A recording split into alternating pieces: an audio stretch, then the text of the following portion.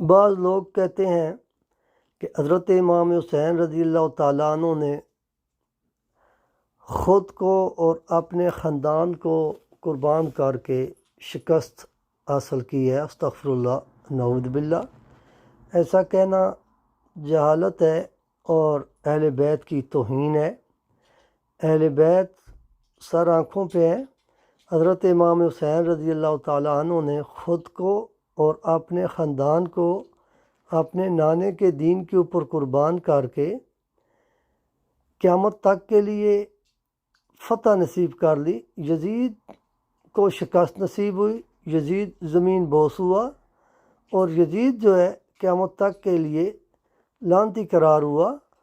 اور حضرت امام حسین رضی اللہ تعالیٰ عنہ نے خود کو اور اپنے خاندان کو قربان کر کے نانے کے دین کو قیامت تک کے لیے بچا لیا، کامیاب کر لیا۔